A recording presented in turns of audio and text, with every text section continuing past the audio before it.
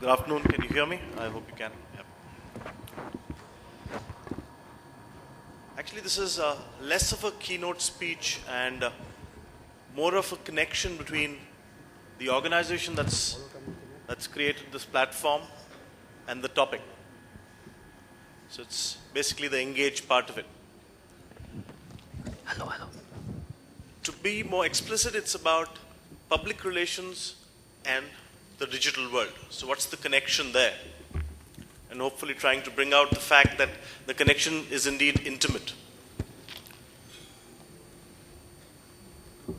Typically in this age, as we have seen several speakers today and as we will see through tomorrow as well, one of the big things that comes out and everybody is aware of it is the fact that things are now instantaneous. That means you do it and probably everybody knows about it. There have been speakers here who've talked about tweeting as you are viewing, sitting in this forum, and you can probably connect with several others. People outside this room can know about the happenings of this room. And you can transport things much beyond a small little environment like this. It's completely interconnected. There are people who will probably can't imagine being here, and we can get to those. Probably people sitting, I have a blog which now reaches out to as many people in Russia as it does to people in India. So it's surprising for me as well. And the third important part is the fact that the possibility of either explosion or of implosion of every idea is that important, meaning everything can implode or explode right there and then. So that's the potential that is held in every idea.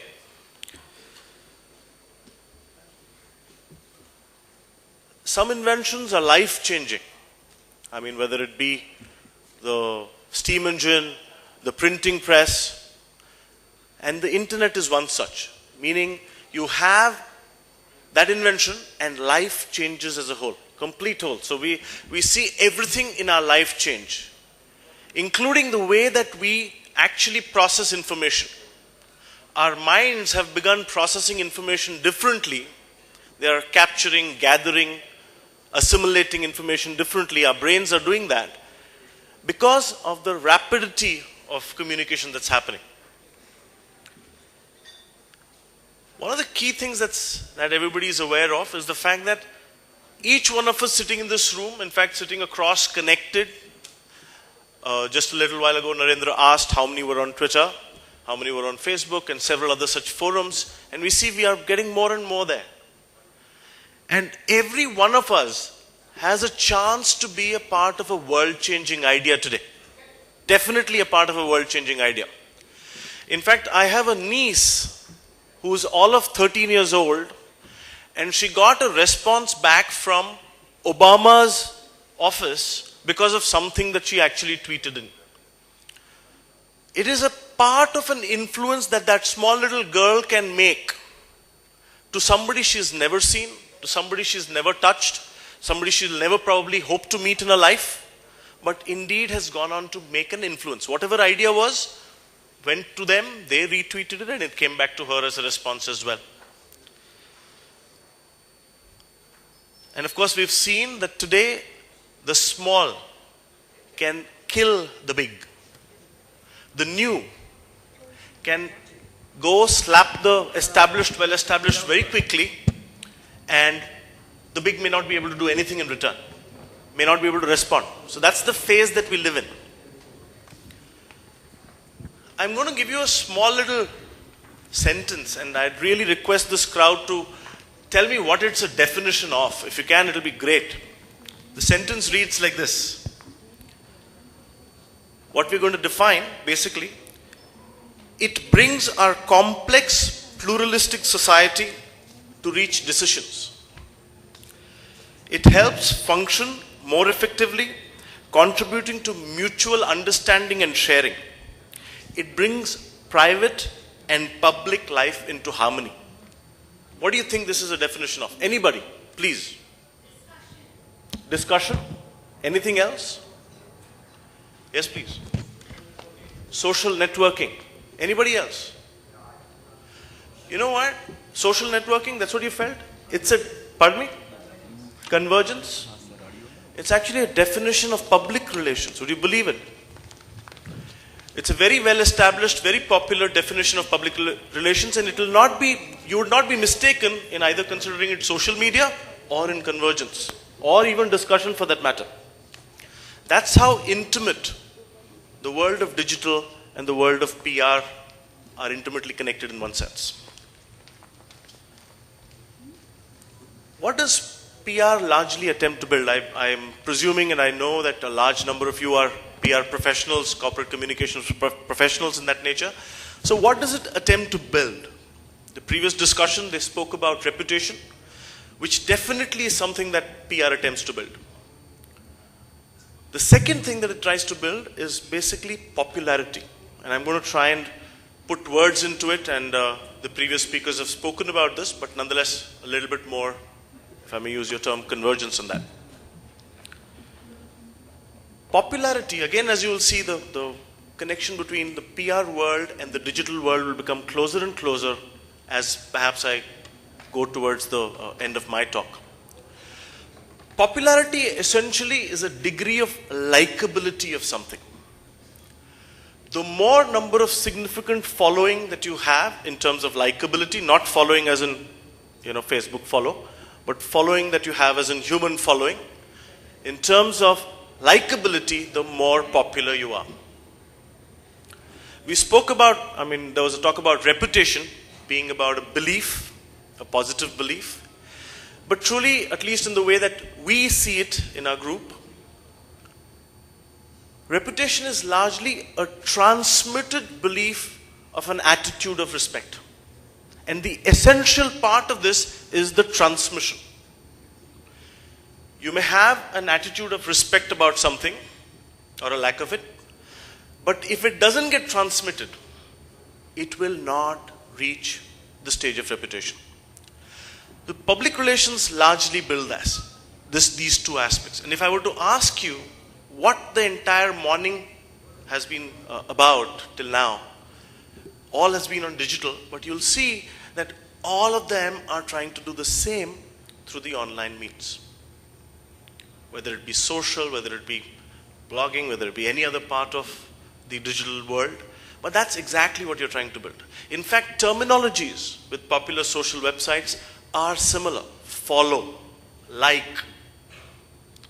And not that I have derived these definitions post these terms coming on, but these terminologies have existed for almost forever. So that's the way that probably we are all moving towards. So if you look at the digital era public relations, it is nothing more than just a slight bit of extension for the way public relations professionals normally work. So what you used to do, you only do in a larger platform with a deeper engagement with a lot more scrutiny. So that's exactly what's happened. So we're going to go into a few stages of probably what it means for all of us in the near future. If I were to redefine this term public relations once again and try and see again the connections between the digital and the PR part, it's about important others having a positive opinion about a brand or a person or an entity. And that's exactly what the digital world also tries to build. So 3 things that we're going to really look at. One, with the digital world, PR has only become much more scrutiny oriented. It has become much tighter. You do something today, it is visible immediately. Meaning as a professional of PR, if an organization does something away, it has the potential to be immediately visible. So that's the first part of it. Public relations professionals will know that almost every activity that you do for your clients or your own companies, you essentially have to go through a very strong scrutiny, the media scrutiny. Unless they are able to vet your idea through, which they vet on the basis of seeing whether the audience, it is relevant to the audience, whether it is going to be liked by the audience, whether it's going to be unbiased, That's the second big tenet that's happened. The only difference that's now going on is the fact that today you are self-scrutinizing. Before you go to the online stage, when you say public relations in the digital age, you essentially are doing a lot more of self-scrutiny. The media scrutiny changes into direct audience scrutiny. And there are essentially 6 steps that I think are extremely relevant in the current stage of public relations, which is an era where everybody knows everything, everybody has access to everything, and information inequality. That means somebody having more information and somebody having less information is not a reason for either popularity or a greater amount of reputation, which could have been. Meaning information arbitrage has ended. The era has ended. So I'm just going to talk about these 6 points before perhaps we can take some questions. And I would request the audience at each point to just connect back to the fact that we were always in a similar era, which means that we were always doing these 6 things, but in a digital era it just becomes a little bit more, I think, important and therefore more prominent. There have been questions today. What is the truth? We've talked about the truth. And there have been several responses that actually talk about truth being about perception. I remember a statement from Nietzsche, basically says and denies the idea of all constants. Truth is a constant, supposedly. He denies that. Says truths are nothing more than a mobile army of metonyms, anthropomorphisms, and metaphors. The way I will decide it, the way I look at it, the reason that perhaps even conjoined twins, Siamese twins as they are, even from birth they will have 2 different perceptions of the same parent. The reason that Maggie is not found, or not Maggie, but McDonald's is not found good by the mother, but liked by the child. Different perceptions, different truths for different people. So the first part of PR in the digital age is about the truth. The truth about what? The truth about the self. A high degree of self-awareness about the brand which is going to be speaking in the world outside. And once you are aware of the self, you have to be yourself. You can't be somebody else. You have to live that truth. So essentially know yourself, know the brand, and we can go into discussions of what a brand is. But essentially know yourself, be yourself. Why do you do that? Why should you do that? Because if you are yourself, it essentially builds the entity's confidence. Like a human, self-confidence for a human, there's a self-confidence for the entity, the organization. That builds up. And the minute that builds up, the organization begins, the brand begins to respect itself. The minute it respects itself, the world outside finds a balance. Thereby you'll be able to see that they respect the brand itself. The world outside respects the brand. The second part of this era and how public relations perhaps should balance itself now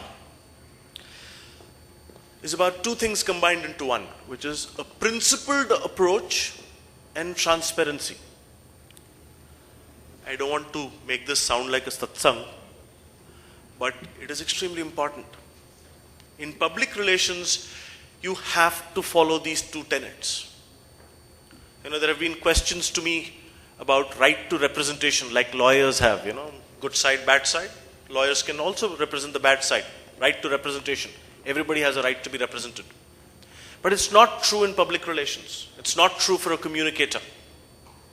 Because every time you're promoting something that is not correct, you're promoting the cause itself. It's promotion. It's not defense. Even if it were a crisis, it's still promotion. So principled approach and transparency is the second tenet by which public relations in this era should be done. What does that imply? When you're looking at a principled approach, it essentially meets the balance between what you are and the expectations of your audience, the true owners. I wanted to come about this to this point of true owners. You know, anybody knows who owns Maggi? Who owns the brand Maggi? Yes, please. Nestle, Nestle, Nestle. How many of you eat Maggi? Eaten Maggi ever? Nestle doesn't own Maggi. You own Maggi. You are the true owners of Maggi, or the brand that you use, or the brand that you have an opinion of. Why is that?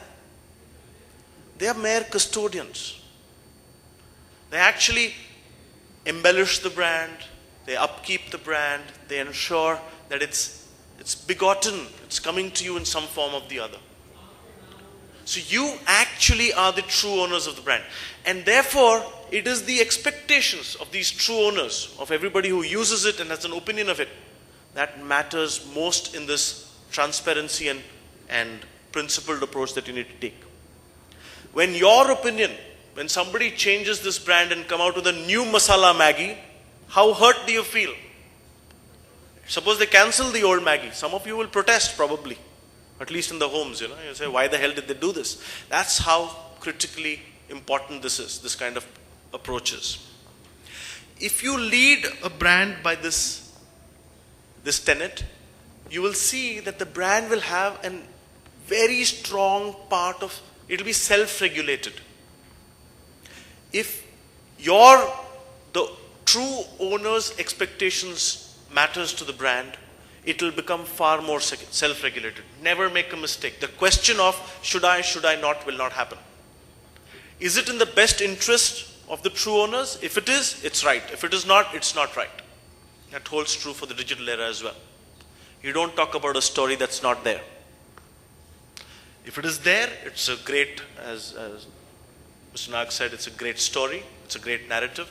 But if it's not true, it's not. So find that right story as well. The third important point of public relations in the digital age is about one word called criticism. Two parts to it. Self-criticism and the ability to accept others' criticism. In this era, you're actually, before you go out, you must criticize the self, the brand itself. It must look at itself and say, am I doing this correctly? Is it right?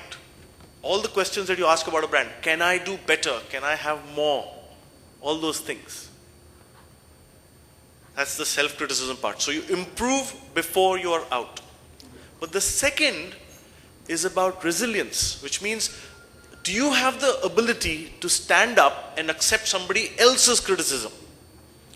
You know what? Starting with the smallest thing of saying, that thing, that dress combo that you use doesn't suit you. Calls for resilience to accept that. I get a lot of that because I'm colorblind. But then, when you get that, do you have the ability to accept it and say, okay, will I change or will I react? PR in the digital age is about changing to that, especially if it's coming from the true owner of the brand. And anybody who's reacting to the brand is a true owner of the brand. They have concern about the brand. Unless they have a perverse outlook towards the brand. That could also be true, but most likely that they are the true owners. Builds three things. What does criticism, self as well as others' criticism, build? Three things. It will bring about, it's a self-improvement process. Any self-criticism, any criticism is a self-improvement process. It allows you to grow. That's why, if you sit down and talk heart to heart with somebody, it allows you to grow. It builds, like I said, resilience. And third, surprisingly, it builds a lot of dependability. If you respond to criticism, both yourself and the world's well, the audience, the true owners, will see your brand as more dependable. And thereby, you will get all the positives that online digital age brings about. The fourth part of this thing, of PR in the digital age, or how does this combine, is strange actually. And I think I'm diverting more and more towards the satsang. It's about organizational humility. It's a very human need, humility. And as some authors have also talked about, it's a sign of greatness as well. And these are commercial authors. These are people who actually looked at greatness in terms of organization. What is humility? What is humility in terms of an organization? It's the absence of vanity. You know, when you're not unnecessarily vain. When self-aggrandization or just the fact that I must acquire selfishly changes. When my approach, when the organization or brand's approach becomes far more inclusive than exclusive, it changes. Organizational humility takes into account one very important thing which is known as the law of unintended consequences. I don't know how many of you have heard this term before. It's used often enough. But the law of unintended consequences says two things. One, that what impacts you today is not a direct consequence of what you did in your life alone. It's important, but it alone does not impact your life. There's a sum total of several things that you know of and that you do not know of that come together and make your life happen to you. That's one part of that law of unintended consequences. The second part of this says that what you do will impact others in such ways that you do not know them. That you do not know. Not know them, but you do not know. It will change their lives in manner that you cannot understand. What does that imply? A brand spoken about today, Armani or Louis Vuitton, could create inspiration in an upcountry bicycle manufacturer to create some product or put a kind of effort into his product such that it becomes the best in the world. Law of unintended consequences. And a great brand like Louis Vuitton or anybody like that must actually know that they have an opportunity to impact life like that. So it is true in the online world. In the connected, immediate, instantaneous online world. The next part to this is, again, fifth part to public relations in the digital age or vice versa, is about commitment. What do we mean by commitment? Commitment is essentially a willingness to act. Willingness to act implies that I am willing to put the effort that it takes to build leaders. What does that imply again? It's the years of hard work and effort that a sportsman knows so beautifully. The training, the rigor, the pain that they take to meet or go to one particular event, the result of which is totally unknown. But they'll spend years, and that's commitment. That's respected. That builds reputation. That builds popularity. That lives you in the digital age. That brings you good PR. There are several brands that we spoke about earlier, meaning the earlier speakers have spoken about, which never did any advertising, didn't need to. They lived the tenet to their core, which means that they showed all these aspects and especially commitment to what they are believers of. It essentially shows three things, and one of them, most important, is important for society as a whole. And that's why we all love people who are committed. Anybody, I mean, you may like or not like Anna Hazare, but his commitment you cannot deny. There are several such brands, companies, organizations whose commitment you cannot deny, and you will automatically like it because you want to be committed in what you do. You want your children, your brother, your sister, your family, your father, everybody to be committed in what they do, and you hate people who are not committed. Because it pulls away from society. It diminishes the value of society. It shows perseverance, and commitment is something that spreads like a positive contagion in society. Positive contagion. Which means a doctor could be inspired by an artist in terms of commitment and therefore show commitment in his work. The artist could be inspired by somebody else, and so on and so forth. So it just is like a positive virus. It just goes from mind to mind. The last part, the sixth part of this, the six things that will help public relations in a digital age, is about sensitivity. What does it mean?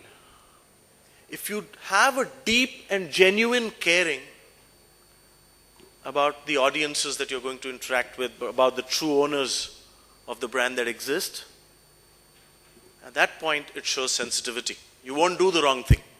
And if you do, you'll know what to do after that. How deeply to apologize, who to go back to and say sorry, or what to pull back. With an understanding that the audience is actually the entire world. No longer do we have that sharp an audience. No longer is it because they are in the decision-making cycle of your product that you care about them. Because they are watching you despite all this. They don't have to be your buyer. They don't have to be a part of your decision-making cycle, but they watch you. This world of a completely connected world is made of auditors. You and I are auditors. You sit down and you audit everything. I see a mistake. In fact, I have made many a mistake on the net, like the speakers before me just said, been a little too quick in putting up something, and I got harsh responses. And I don't spare anybody either. I give back equally quick responses to others, saying that, better correct this is not right. So the world is made up of that. In fact, we have half of this social media because it's existing because we're all ready to audit everybody else's work. It gives us something known as social worth, a comparative worth of what I am versus what you are. It's extremely essential for our existence and the way that we look at our own self-images. 6 things, I'll just quickly repeat those points. Self-awareness, principled approach and transparency, criticism, organizational humility or brand humility, commitment, and sensitivity. Before I end, I just wanted to leave one thought, and this is to do with audiences, and surprisingly it comes into this talk. We have this approach about primary, secondary, tertiary audiences. So how do you define this? Various ways, but let's put a definition to it right now. Primary audiences are those, let's say, that who have a direct tactile experience of your brand. Somebody who can touch and feel the brand itself, need not be the product, need not be the service, but the brand in some way. First degree of separation. Second degree of separation is somebody who has a vicarious experience of the product. I've heard about, somebody else has experienced it, but I've heard about it from them. My child, when I say this car is not good, my child will carry that particular impression for life or for a long part of her existence, his existence. Third is an imagined part. You have references, several points, and they give you a tertiary experience. The online space, for good or bad, has merged all this into one. It doesn't matter whether you have a tactile experience of the brand or not. Doesn't matter what the source of that experience is, but you will carry an opinion. Primary, tertiary, secondary, whichever, but you'll carry a strong opinion on it and you'll express it. So therefore, these 6 tenets essentially help you to ensure that without just addressing the visible, without just addressing that which is within reach, you begin to change an entire world who you've never met, you're never going to interact with, but their opinions will matter to you. Ladies and gentlemen, a very brief talk that I had on the connectivity, and I felt it was extremely relevant. Would be happy to take any questions if you have any, or any thoughts as well. But thank you very much. It's been a pleasure. Thank you very much.